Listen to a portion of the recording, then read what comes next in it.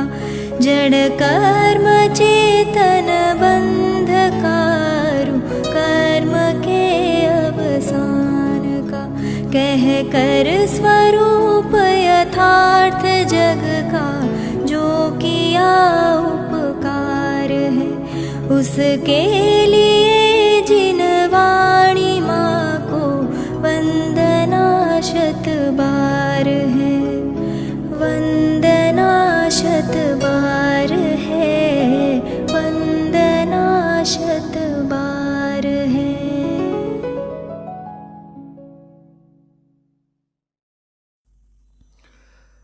ओम नमः सदेभ्यः ओम नमः सदेभ्यः ओम नमः सदेभ्यः। કર્તવ્યાષ્ટક. ગઈકાલે એક બહુ સરસ વિષય બિંદુની ચર્ચા આપણે સ્વાધ્યાયમાં લીધી હતી, કર્તૃત્વ અને કર્તવ્ય. 5 મિનિટ પહેલાં એની વાત કરીએ.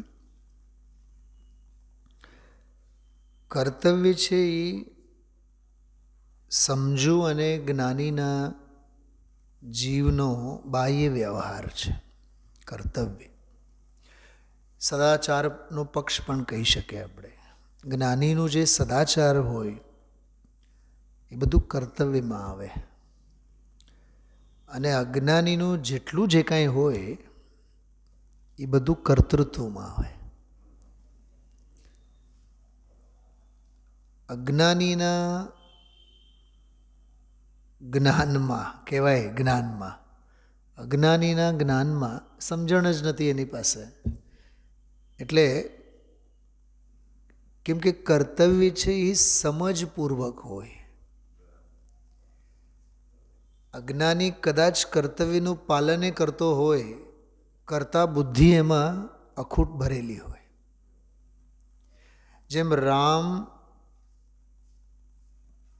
પિતા દશરથનું માને એમાં આજ્ઞા પાલનની સચ્ચાઈ છે, પણ દુર્યોધન બાપનું માને એમાં માયાચારી હોઈ શકે. શું ફેર બેઉમાં? ધૃતરાષ્ટ્ર એમ કહે કે ભાઈ જો પાંડવો પણ તમારા ભાઈઓ જ છે, એમના માટે પણ હસ્તિનાપુર એના પાડોશી થાય. कितने वहाँ से? मेरठ से हस्तिनापुर पास में है ना, वहाँ से तो काफ़ी पास में है. तो दुर्योधन ने धृतराष्ट्र ने दुर्योधन एम કે જો ભાઈ ભાઈઓ પાંડવો પણ આપણા ભાઈઓ જ છે, તારા ભાઈઓ જ છે. તેમના માટે એકાદ શહેર એકાદ નગર રાજ્યનો થોડો ભાર આપવાનો માનીએ ગયા. પછી ધૃતરાષ્ટ્રે પૂછ્યું કે શું આપ્યું? અરે સાહેબ એમના માટે તો લાક્ષાગ્રહ બનાવી આપ્યા. તો બાપને આજ્ઞા માનીને એને કેમ જયેશભાઈ લાક્ષાગ્રહ મહેલ બનાવી આપ્યું છે, પણ મારી નાખવા માટે. અરે કર્તવ્ય પાલનમાં બીજાનો હિત હોય, હિત સધાયેલું હોય બીજાનું. બીજાને પીડા પહોંચે, બીજાની શાંતિ ભંગ થાય, ખલેલ પહોંચે, એવું તો ન હોવું જોઈએ ને.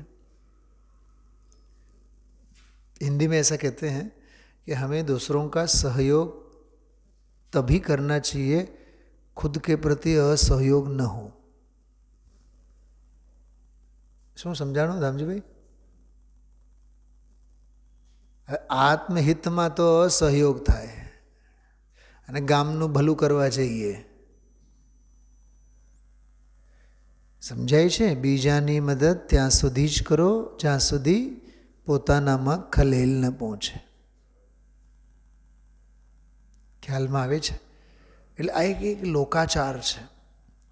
તો દુર્યોધન પિતાનું ભલે ને માનતો હોય પણ એ માયાચારીથી માને છે, એમાં અજ્ઞાન ભાવ કરતા બુદ્ધિ છે. પણ રામના મનમાં કાંઈ છે ને, નિશ્ચલ છે.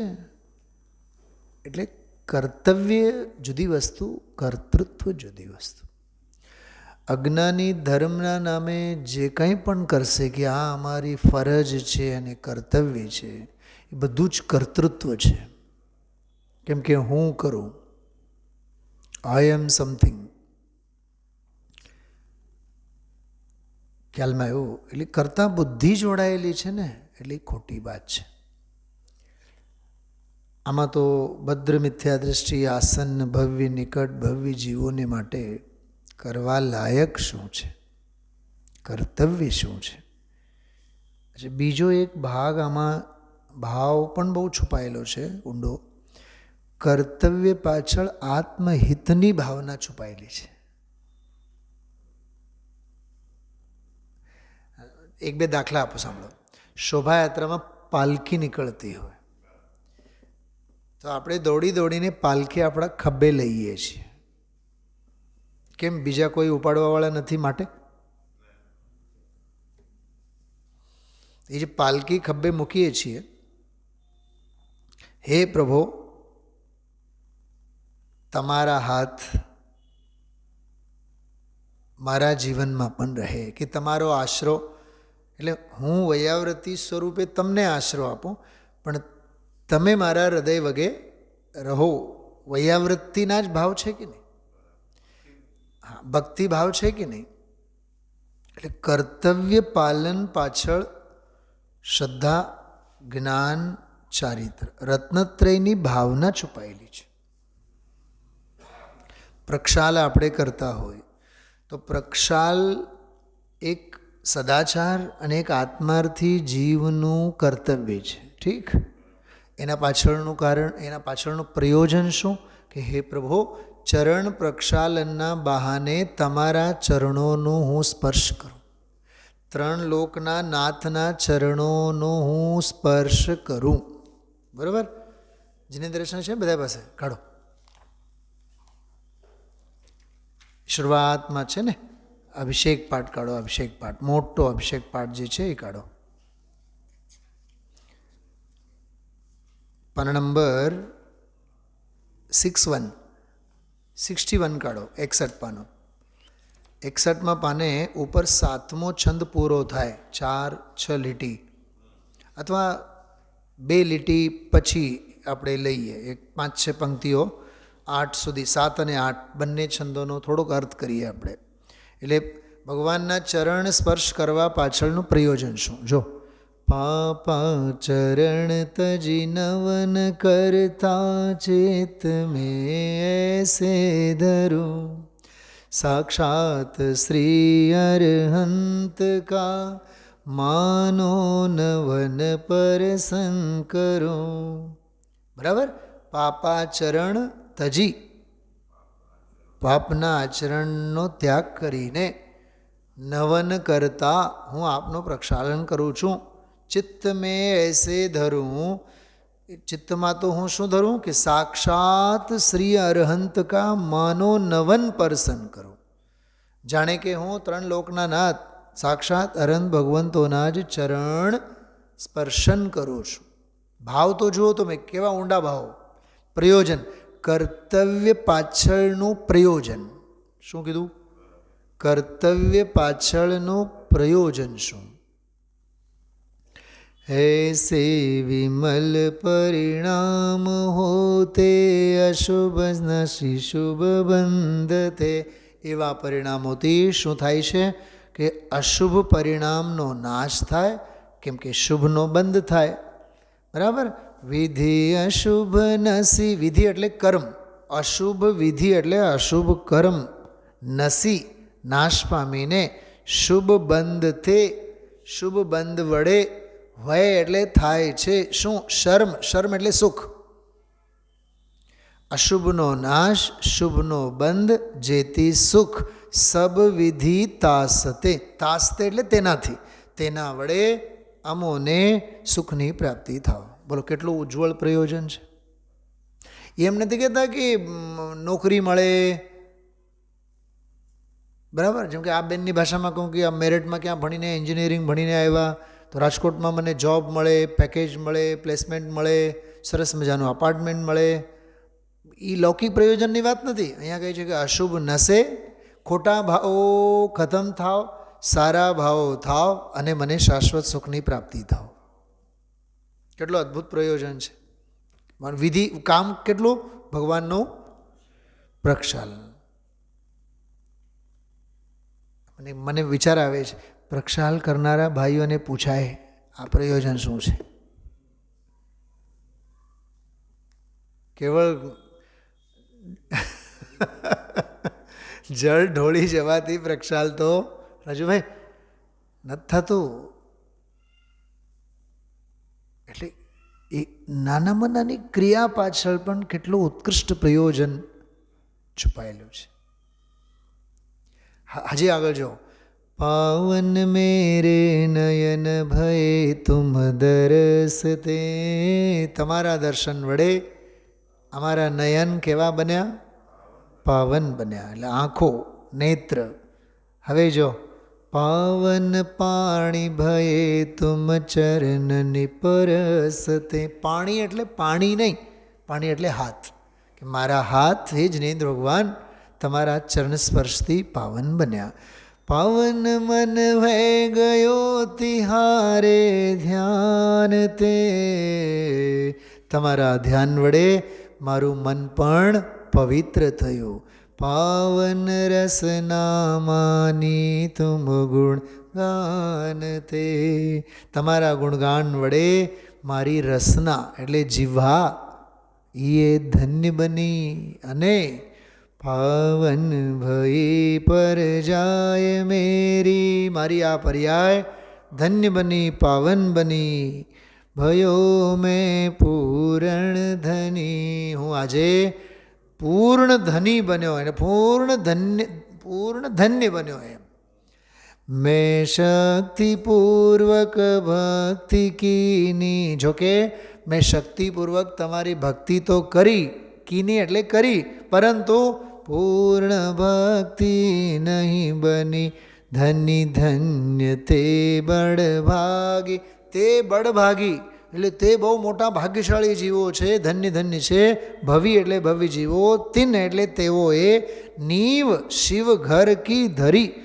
મોક્ષ મહેલની નીવ જેમણે ધરી. ટૂંકમાં એમણે નીવ નાખ્યો. એમણે નીવ નાખી કહેવામાં આવે. ફાઉન્ડેશન વર્ક કમ્પ્લીટ થયું. જે જીવોએ તમારા ચરણ પ્રક્ષાલપણ કર્યા. વર ક્ષીર સાગર આદિ જલમણિ કુંભ ભરે ભક્તિ કરી.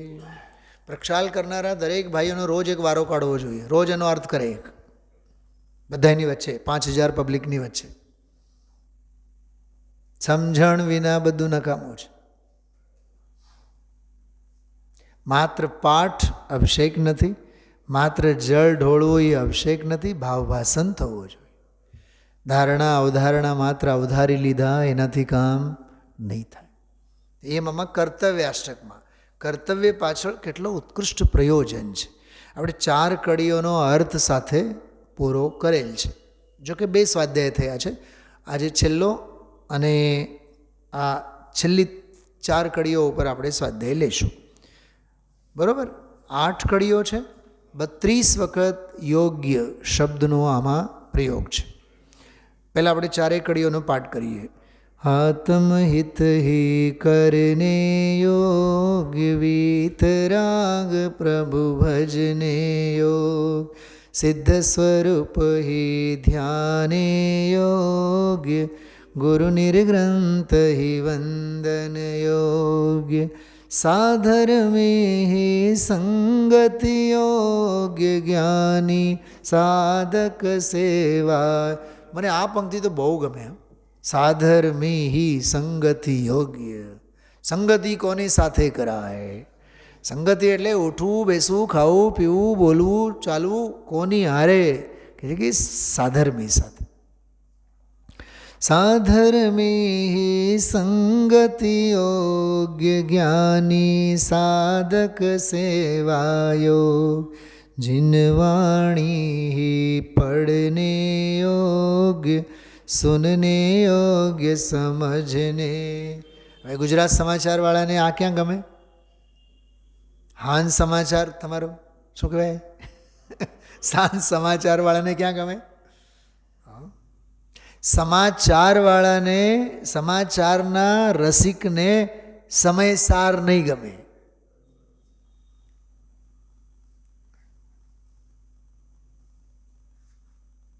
વહેલી સવારે દિવ્ય ભાસ્કર અને સાંજ સમાચાર. અને આજકાલ તો છે જ, અમારે ત્યાં રાષ્ટ્રીય શાળામાં તો અબ તક પણ છે. ઘરે ઓલું કયું કહેવાય, આજ તક. હા, ઘરે આજ તક, રાષ્ટ્રીય શાળા પાસે અબ તક, એટલે જીવા જ નહીં દે, અબ તક. એટલે આલંબનો પણ તમે જુઓ. અને ઇન્ડિયન એક્સપ્રેસ તો છે જ, ઇકોનોમિક ટાઈમ્સ તો છે જ, ટાઈમ્સ ઓફ ઇન્ડિયા તો છે જ, કાંઈ નહીં તો પછી ચિત્રલેખા, બુધવારની પૂર્તિ, દર શુક્રવારે કે શનિવારે આવે ને ઓલું શું કહેવાય, ધર્મ મંગલ, શું કહે, ધર્મ સંદેશ એવું કાંઈ આવે છે ને. હા, ધર્મ દર્શન. હા, એમાં પછી સમયસાર પ્રવચનસાર શોધે. અને અહીંયા સમયસારની રોજ ધોધમાર વરસાદ. હા, બુધવારની શદ્દલ તો છે જ.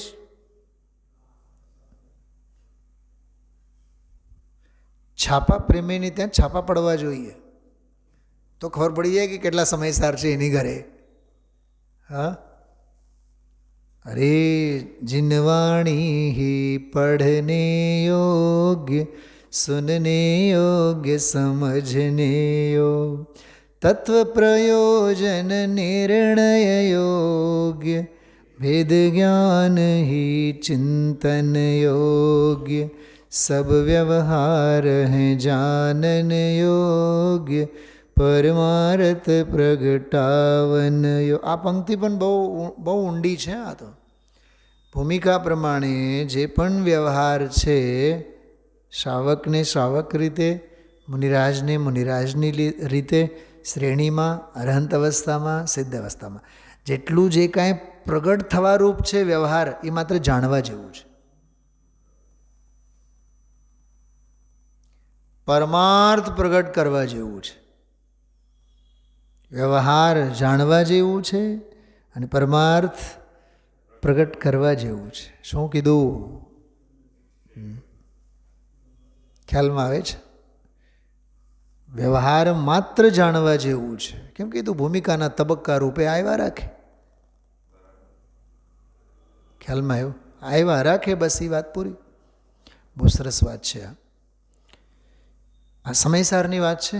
વ્યવહાર જાણેલો પ્રયોજનવાન છે. વસ્તુ સ્વરૂપ વિચારન યોગ્ય, નિજ વૈભવ અવલોકન યોગ. જો આ વસ્તુ સ્વરૂપ વિચારન યોગ્ય. હવે આ જે દીકરી છે, બેન છે, મેરઠ, દિલ્હીની ઓલી બાજુમાં જાઓ તો એવું જ લાગે કે પાકિસ્તાનમાં છીએ આપણે. દિલ્હીની ઓલી બાજુમાં જરીક જાઓ, ગાઝિયાબાદ, અને પછી મેરઠ, સારનપુર, રાજુભાઈ, એવું જ લાગે કોઈ પાકિસ્તાનમાં જ આપણે આવ્યા. નહીં, એટલે એટલી બધી મોમેડનની વસ્તીઓ બધી, એમ મોમેડન વસ્તી, અને એટલું બધું આમ સામ્રાજ્ય. જોકે મેરઠમાં, સારંગપુરમાં આપણા દિગંબરોનો તો ગઢ છે. ત્યાં તો મુનિઓના સંઘ રહેતા હોય. મેરઠમાં બહુ ઘણી માથાકૂટો છે. બધા મુનિપંથી ઘણા, અને ગુરુદેવશ્રી પ્રત્યે, સોનગઢ પ્રત્યે અને આધ્યાત્મ પ્રત્યે પરહેજ રાખનારા ઘણા એટલે હજારોની સંખ્યામાં. કાળા ઝંડા ઘણા બધા ત્યાંથી દેખાડવામાં આવ્યા છે. હાઉ, એટલે આ દીકરી ત્યાંથી આવી સ્થિતિમાંથી, ઓલા પોપકોર્નના મશીનમાંથી ઓલો મકાઈનો દાણો આમ છટકીને ક્યાં અહીંયા અધ્યાત્મના દરબારમાં આવી ગયો હોય. વિચાર કરો. સમજમાં આવ્યા મેને ક્યાં કહા આપસે? આપકે લીએ કહા મેને. એટલે અધ્યાત્મ સાંભળવા મળે. એટલે જ ગુરુદેવશ્રી કહે છે ને કે ભાગ્યશાળી હોય તો એને આ વાત કાને પડે.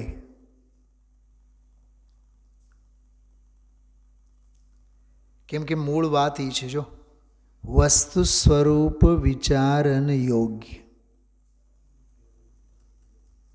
જે દ્રવ્યનું જે ક્ષેત્રે જે કાળે જે ભાવે. हाँ सुना ये वाक्य सुना आपने? हाँ, जिस द्रव्य का जिस क्षेत्र में जिस काल में, हाँ, जिस भाव पूर्वक जो होना है सो उस द्रव्य का उस क्षेत्र में उसी काल में उसी भाव से हो करके ही रहता है. इंद्र नरेंद्र नागेंद्र और खुद जिनेंद्र भी उसको पलटा नहीं सकते हैं, परिवर्तित न करी શકે. અદ્ભુત વ્યવસ્થા છે. વસ્તુ સ્વરૂપ વિચારન યોગ્ય નિજ વૈભવ અવલોકન યોગ્ય. અમદાવાદ ગયા હોય, કાંકરિયા તળાવ જોઈ આવ્યા, બહુ સરસ બન્યું છે. ખાઉદ્રી બજાર ગયા હતા, માણેક ચોક જઈ આવ્યા.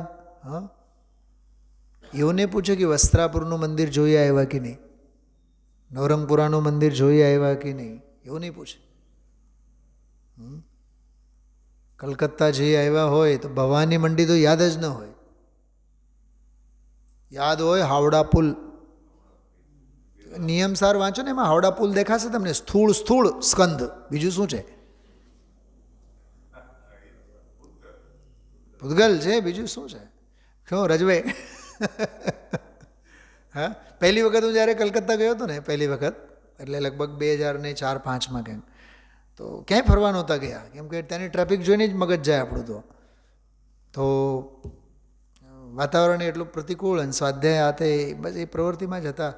તો કમસે કમ અહીંયા આવ્યા બાદ 8-10 જણાએ મારી પાસેથી નોંધ લીધી, હાવડા પુલ જોઈ આવ્યા તમે, હાવડા બ્રિજ જોઈ આવ્યા? પણ એ જે 10 જણાએ મને પૂછ્યું ને, એ 10 જણામાંથી એકે ભવી જીવે એવું ન પૂછ્યું કે તમે સ્વાધ્યાયમાં કયો વિષય લીધું હતું, કયા શાસ્ત્ર ઉપર સ્વાધ્યાય લીધું, એ ન પૂછ્યું. એ કાંઈ પૂછાય?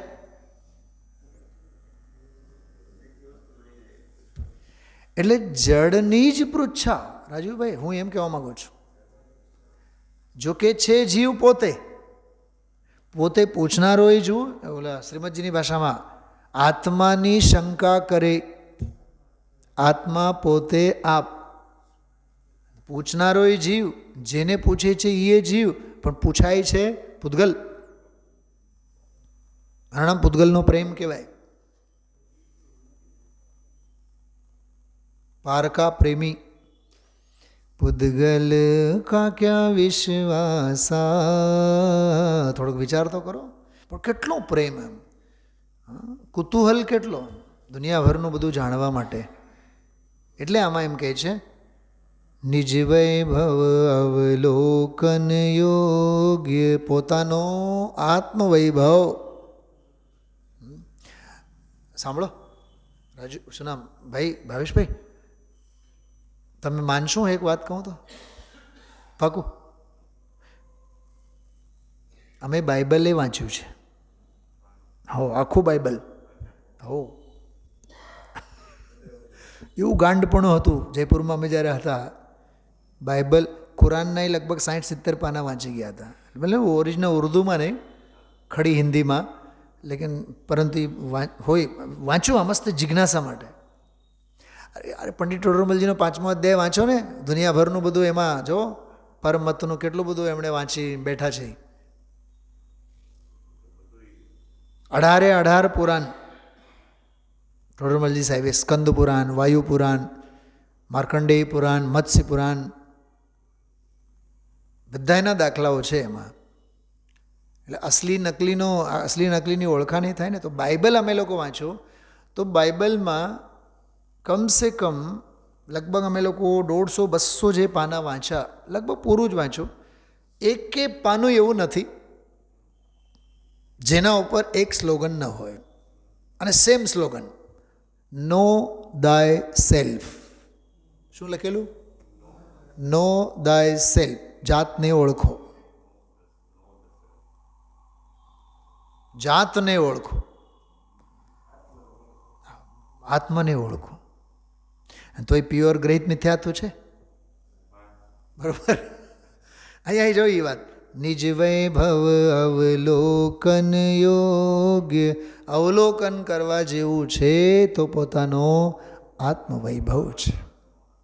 કેટલી અલૌકિક વાત છે. હા, ચિત સ્વરૂપ હિ અનુભવ યોગ્ય, નિજાનંદ હિ વેદન યોગ. આનંદ વેદવા લાયક છે એ નિજાનંદ વેદન કરવા લાયક છે, સ્વસંચેતન કરવા લાયક છે. આગળ વધીએ. અધ્યાત્મ હિ સમજને યોગ્ય, શુદ્ધાત્મ હિ રમને યોગ્ય, ધર્મ અહિંસા ધારણ યોગ્ય, દુર્વિકલ્પ સબ તજને. ક્યાંય વ્યાખ્યાની જરૂર નથી, સમજવા લાયક છે તો અધ્યાત્મ. ગાંઠ બાંધીને રાખજો. કર્ણાન યોગ સહજ પ્રવાહમાં વિષય આવે તો આવે. મારે મુંબઈ જવું છે તો ભલે ને સુરત આવે, તો મારે સુરતમાં થોડીને ઉતરી જવાનું. નહીં, સુરતમાં ડાયમંડનો બજાર છે, પણ તારો કોઈ સગો નથી ને ત્યાં. તું ઉતરી જઈશ તો ટ્રેન તો ઉપડી જશે ને. ધ્યેય તો તારે બંબઈ છે કે નહીં, એમ સમજવા જેવો તો અધ્યાત્મ છે. વચ્ચે સુરેન્દ્રનગરે આવે અને વાંકાનેરે આવે, સુરેન્દ્રનગરે આવે અને વિરમગામે આવે, થાને આવે, બધા આવશે. એ વચ્ચે છડાળા આવશે, તત્વાર સૂત્ર આવશે, દ્રવ્ય સંગ્રહ આવશે. દ્રવ્ય સંગ્રહ એટલે થાન, સમજાય છે? બાલબોધ બાગ 1, 2, 3 એટલે વાંકાનેર, વિતરા વિજ્ઞાન 1, 2, 3 એટલે સુરેન્દ્રનગર, તત્વજ્ઞાન ભાગ 1 એટલે વિરમગામ, તત્વજ્ઞાન ભાગ 2 એટલે આણંદ, અમદાવાદ પછીનો. આ બધા આવશે, પણ તારે ક્યાં જવાનું છે રાજુભાઈ? આ બધો કોર્સ તો ભણવાનો, પણ સમજવાનો અધ્યાત્મ. એમ આ બધા આવશે, ત્યાંથી પસારે થવાનો. ઘડીક વાર માટે ટ્રેન ઊભી હોય તો હવા ખાવા માટે બહાર આપણે પગ શું કહેવાય, હા, પગ છૂટો કરવા થોડીક વાર માટે આપણે બહાર જવાનો. પણ પરિણતિનો વિષય પરમ પારિણામિક ભાવ સૌરાષ્ટ્ર મેલ, જેમાં આપણે બેસીને જઈએ છીએ. કેવો આમ તો પ્રવાસમાં તમે જુઓ ને, બધા આવે, શહેરો આવે, આ આવે, તે આવે, કેટલી કથા પણ થાય. એ શહેરમાં જ્યારે ટ્રેન પ્રવેશતી હોય તો ત્યારે કથા થાય. આ ગુણસ્થાન પહેલો, આમાં આ કર્મનો ઉદય, બરાબર, આ ગુણસ્થાન ચોથો, આમાં આ કર્મનો બંધ. કથા બધી કરો, ના નહીં, પણ ઉતરવાનું નહીં, કેમ કે પહોંચવાનું તો છે ક્યાંક. યા અધ્યાત્મ હિ સમજને યોગ્ય, સમજવા જેવું તો કોઈ છે તો અધ્યાત્મ છે. શુદ્ધાત્મ હિ રમને યોગ. સાચું કહો, શુદ્ધાત્મા સિવાય આપણને બીજું રમવા લાયક લાગે છે. ઘર ગમે, જાત્રા ગમે. ગિરનાર જાય તો ભાવ તો એવા થાય કે બસ મુનિ બનીને અહીંયા જ રહીએ, રહેશે નહીં. વાતો કરશે કે રહેવા લાયક તો આ જ જગ્યા છે. ક્યાંક ગુફામાં જાય તો એવું લાગે જાણે કે પોતે જ મુનિ થઈને બેઠો હોય. એટલે વૈરાગ્ય ભાવનું પ્રદર્શન કરશે, પણ વૈરાગ્ય ભાવના દર્શન નહીં કરે. વાતો કરવી જુદી વસ્તુ અને તે ભાવે પરિણમવું જુદી વસ્તુ. શુદ્ધાત્મ હિ રમને યોગ્ય, ધર્મ અહિંસા ધારણ યોગ. ધારણ કરવા લાયક કોઈ છે તો અહિંસામય ધર્મ છે. આ બહુ સરસ છે. દુર્વિકલ્પ સબ તજને યોગ્ય. હું તો એમ પૂછું આપને, દુર્વિકલ્પ તો છોડવા લાયક છે, પણ સત્વિકલ્પો પણ ક્યાં રાખવા લાયક છે? બોલો. આજે પૂજામાં એક શબ્દ આવ્યો હતો, અવિકલ્પ. અર્થ કરે છે ને આપણે, અવિકલ્પ. તમે મિત્રો લાભ લો, હા, હર હાલમાં લાભ લો. લાભ લેવા જેવું છે, ઘણું તમને જાણવા મળશે એમાં. બહુ સરસ વિષય અને અદ્ભુત. અહીંયા 2-4 કલાકમાં આવે ને એટલું 1 કલાકની પૂજામાં આવે. એટલું સરસ. અનિવાર્ય સંજોગોમાં ચૂકો તો કમનસીબ, બાકી તો મૂકવા જેવું નથી. શ્રીજીન ધર્મ પ્રભાવન યોગ્ય. જો આમાં એક બહુ માર્મિક વાત છે, પ્રભાવન શબ્દ છે, ભાવવા લાયક. પ્ર એટલે ઉત્કૃષ્ટ રૂપે ભાવવા લાયક.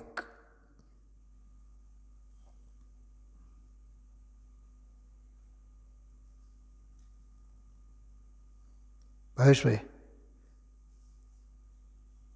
સમજો, અહીંયા સ્વાધ્યાયમાં બેઠા હોય તો ઘડીકમાં પાના નંબર નહીં મળે, પુસ્તક નહીં મળે, લીટી નહીં મળે, આવું બધું થાય. કોક પછી મદદ કરે, આ પાના ઉપર છે ને આમ છે ને તેમ છે.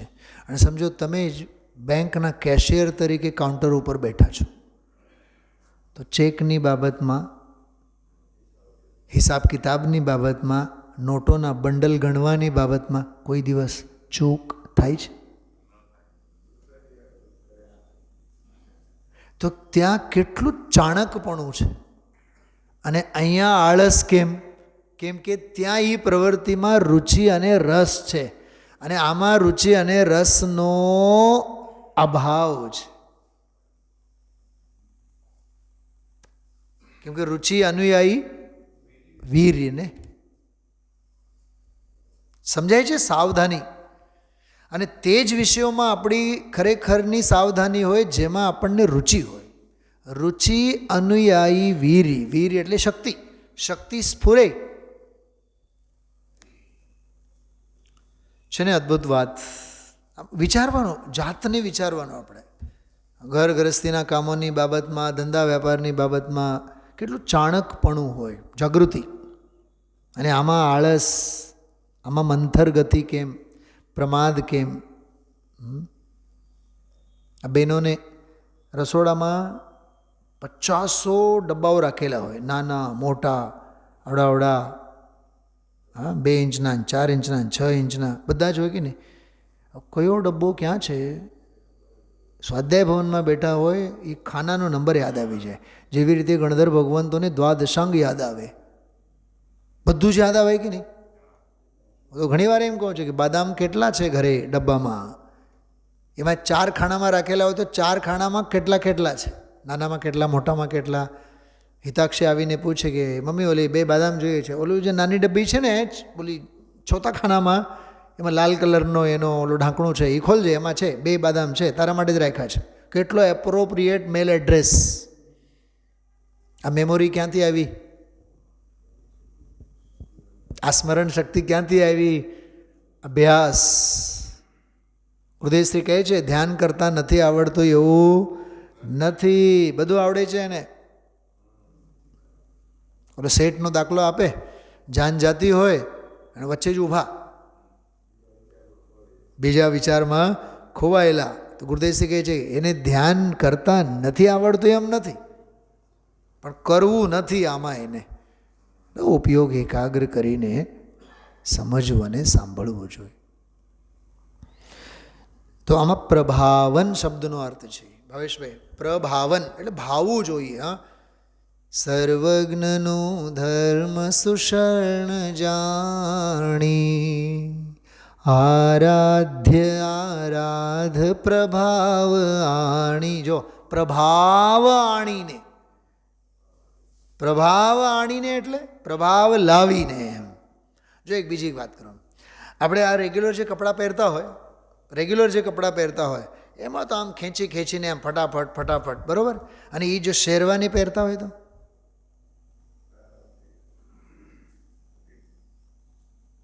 થોડુંક ઇમેજિન કરો.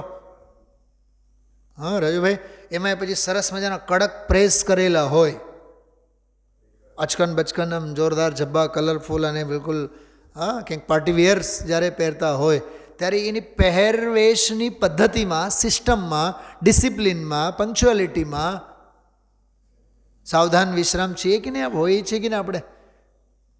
પોઈન્ટ સમજાણું મારો? તો સ્પેશિયલની બાબતમાં શિસ્તબદ્ધતા કેવી રીતે, અને આ રોજની બાબતમાં આડેધડ કેવી રીતે, આમાં બુદ્ધિની જાડાઈ કેમ, અને ઓમાં સ્માર્ટનેસ કેમ? હા, અમે લોકો જ્યાં સ્કૂલ કોલેજના સ્ટુડન્ટ્સને ઘણીવાર જોઈએ છીએ કે ઓલા ટીવી ઉપર જે એડ આવે ને વચ્ચે વચ્ચે, એ એડના એડવર્ટાઇઝના પણ બધા ગીતો મોડે હોય એમને. અને પછી ચોપડીના કોઈ ગીતની વાત કરીએ કે ના, ટેક્સ્ટ બુકનું ના. મેં કીધું તમારી મતી મારી ગઈ છે, ટેક્સ્ટ બુક ગોખો, આ ટેક્સ્ટ બુકનું મોડે કરો. જેમ આપણે કહીએ ને, રાજ મને લાગ્યો કસુંબીનો, કાંઈ નહીં આવડે, ખબર જ નહીં. કેમ કે કોઈ દિવસ ઝવેરચંદ મેઘાણીને વાંચ્યું જ ન હોય.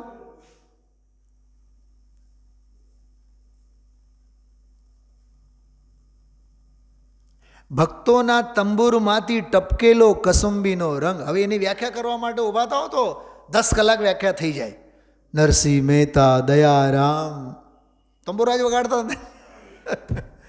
પણ કાંઈ આજકાલની આ પ્રજાને, બાળકોને કાંઈ ખબર નથી.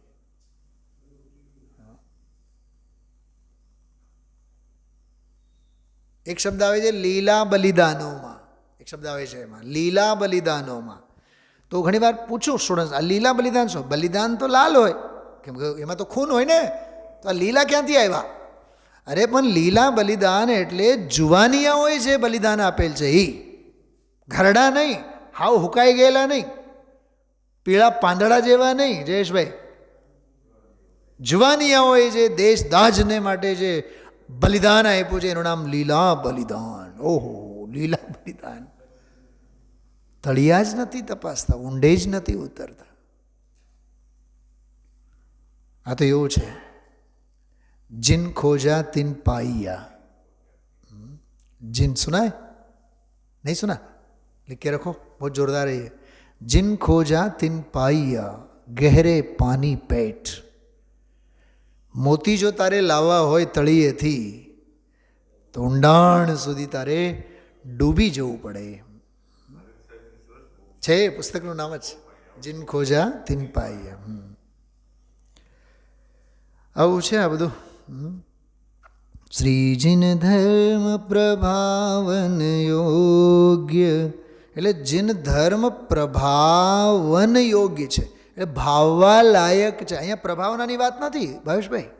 કોઈ ધર્મ પ્રભાવના, હાલો પ્રવચન માટે નીકળી જાઓ, હાલો પંચકલ્યાણ ઉજવવા માટે જાઓ, હાલો વ્યાખ્યાન માટે વયા જાઓ, ઓલાને સંભળાવી આવો, એની વાત નથી. પ્રભાવન યોગ, ભાવો.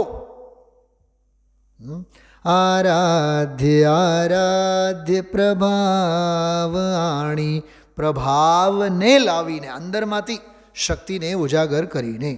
શ્રીજીન ધર્મ પ્રભાવન યોગ્ય, ધ્રુવ આત્મ હે ભાવન યોગ. આવ્યું જો, ભાવન પ્રભાવન એક જ વાત છે. સકલ પરિશહ સહને યોગ, સર્વ કર્મ મલ દહને યોગ. બધા જ પરિશહો, આહા બહુ સરસ. આજે પણ આવી હતી ને, પ્રતિકૂળતાઓના ગંજ આવે. શું શબ્દ આવ્યો હતો? પ્રતિકૂળતાઓના પણ ગંજ આવે તોય સહી લે. હા, સાધક જ્ઞાની. બહુ સરસ. આખી સાધકની પરિણતિ અને સાધકનો જે જોરદાર પુરુષાર્થ હોય છે એના માટે એક શબ્દ હતો. જો એ કેવળ એ પંક્તિ આપણે જોઈએ.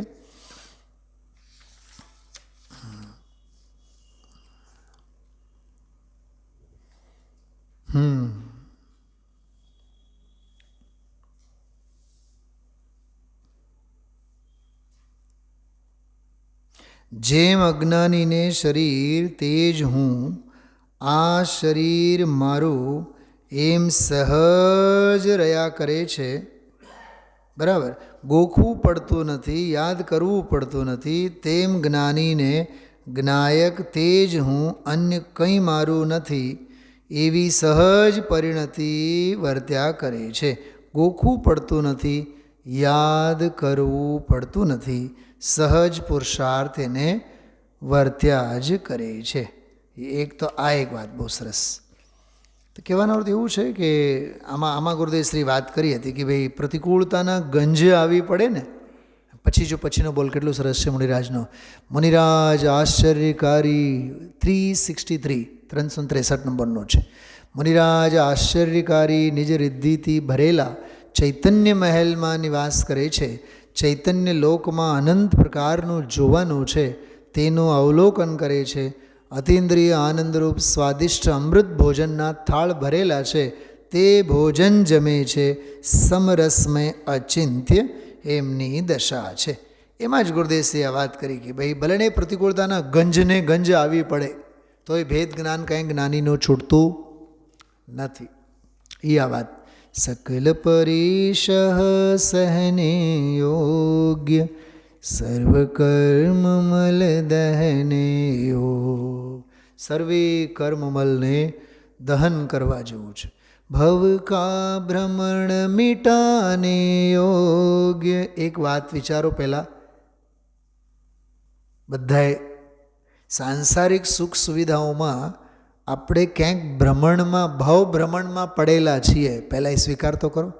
ભ્રમમાં ક્યાંક છીએ, ઘેનમાં છીએ. યોગેશભાઈ, નોકરી બહુ ગમે, ઘર પરિવાર બહુ ગમે, ઘર પરિવાર મૃત્યુની શૈયા નહીં લાગે, સમજી લેવાનું હજી ભવ ભ્રમણ ગમે છે. आपको समझ में आ रही है मैंने क्या कहा अभी? नहीं समझ में आई ना? हाँ, समझने जैसी बात है. हमें नौकरी कैसी लगती है, पैकेज कैसा लगता है, घर परिवार आमदनी पैसा बड़ा अच्छा लगता है ना. इसका मतलब अभी हमें भव ही अच्छे लगते हैं, संसार ही अच्छा लगता है. समझाय છે? ભવના અને ભવના ભાવના અભાવની ભાવના ગમતી નથી તો સમજી લેજો કે ભવ જ હજી વહાલો છે. નાટક સમયસારમાં લખ્યું છે જ્ઞાની માટે ઘર પરિવાર મૃત્યુની શૈયા છે. શું કીધું યોગેશભાઈ? આજે બાળકોને હાચવવાનું, દીકરીને થાળે પાડવાનું, સંતાનોને ભણાવવાનું, એ જે જીવને ગમે ને એ બાણની શૈયા ઉપર સૂતો છે. જ્ઞાનીને એવું લાગે છે એ બાણની શૈયા છે. સમજાય છે કેટલી ઊંચાઈ છે? પુણ્યનો ઉદય, ભાગ્યનો ઉદય વિષ્ઠા જેવી લાગે છે. લોકમાં ફેલાતો યશ નાકના ગુંગા જેવા લાગે છે. બહુ અદ્ભુત છે. એ આમ લાગવું જોઈએ આપણને. ભવ કા ભ્રમણ મિટાને યોગ્ય ક્ષપક શ્રેણી ચઢ જાને યોગ્ય. ક્ષપક શ્રેણી ચડવા જેવી છે, ઉપશમ નહીં. તજો અયોગ્ય કરો અવયોગ્ય. ટૂંકમાં શું કીધું? જેટલું જે અયોગ્ય છે એને તજો, છોડો, અને જે યોગ્ય છે તે કરો. મુક્તિ દશા પ્રગટાને યોગ્ય આયા અવસર સબ વિધિયો. હવે સર્વ પ્રકારે અવસર આવી ચૂક્યો છે. નિમિત્ત અનેક મિલે હૈ યોગ હો પુરુષાર્થ તુમારા યોગ્ય સિદ્ધિ સહજ હી હોવે યોગ. બહુ અદ્ભુત પાઠ છે. આમાં કર્તવ્ય ભાવના કે કર્તવ્ય અષ્ટક 8 છંદોમાં શું કરવા લાયક છે, શું કર્તવ્ય છે, શું નિયમ છે, નિયમથી કરવા લાયક છે, એની વાત આમાં આવી છે. 3 સ્વાધ્યાય સત્રોમાં આપણે આ પૂરું કર્યું. હવે શુક્રવાર શનિવારે પછી નવો વિષય સાથે આપણે લેશું. બરાબર? ઓમ નમઃ સિદ્ધેભ્યઃ.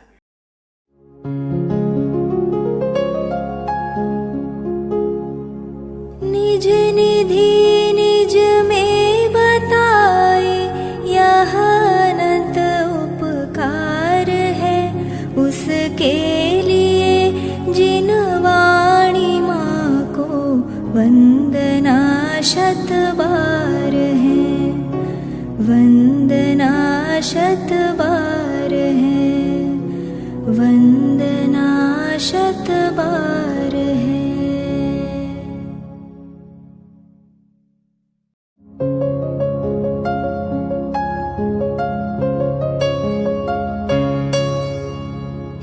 जिनवाणी भारती तो ही जपो दिन रैन, जो तेरी शरणा गहे सो पावे सुख चैन। जावाणी के ज्ञान ते सूझे लोकालोक, सोवाणी मस्तक नवो सदा देत हो ढोक, सदा देत हो ढोक।